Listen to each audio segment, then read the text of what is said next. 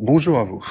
Nous allons voir aujourd'hui les éléments d'anatomie de l'oreille du niveau 4, les éléments qu'il faut connaître pour comprendre d'une part la physiologie, et ce qui va nous permettre de mieux comprendre d'une part les symptômes des accidents et d'autre part la prévention de ces accidents.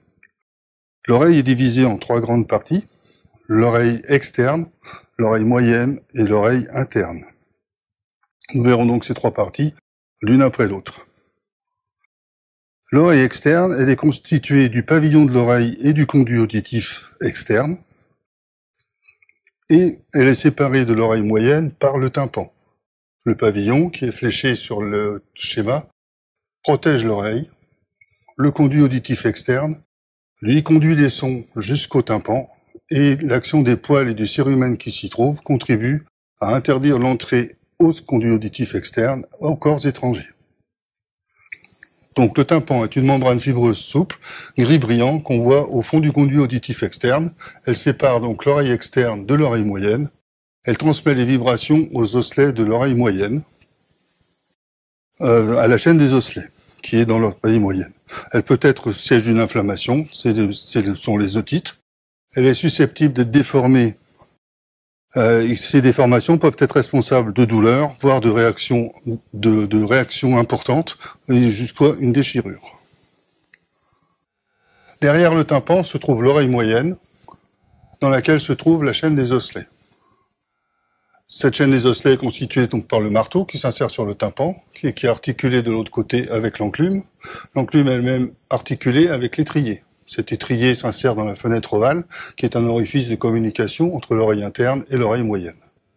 La fenêtre ronde en dessous, fermée par une membrane, permet de faire communiquer là aussi l'oreille moyenne et l'oreille interne. Enfin, elle communique avec l'arrière-fond des fosses nasales par la trompe d'Eustache, ce qui permet d'aérer la caisse du tympan et d'équilibrer les pressions entre la caisse du tympan et la bouche.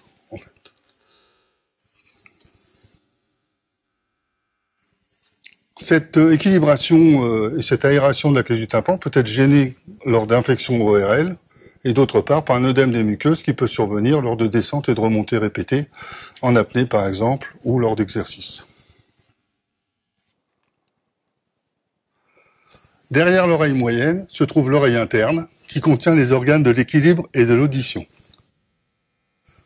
On l'appelle le labyrinthe parce qu'il est très compliqué anatomiquement et il est constitué en arrière des trois canaux semi-circulaires, au milieu du vestibule, et enfin en avant de la cochlée ou limaçon.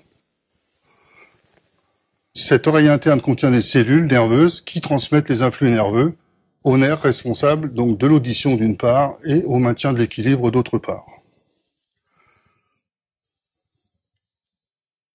On repère ici donc le nerf vestibulaire en connexion avec les cellules du vestibule et des canaux semi-circulaires, et le nerf auditif en lien avec les cellules de la cochlée. La vascularisation est de type terminal, c'est-à-dire qu'en fait, il n'y a pas d'anastomose, il n'y a pas de suppléance possible entre une artériole et une autre. Ce qui fait que quand il y a une lésion de ces artérioles ou une obstruction, la partie qui est vascularisée par cette artériole ne l'est plus.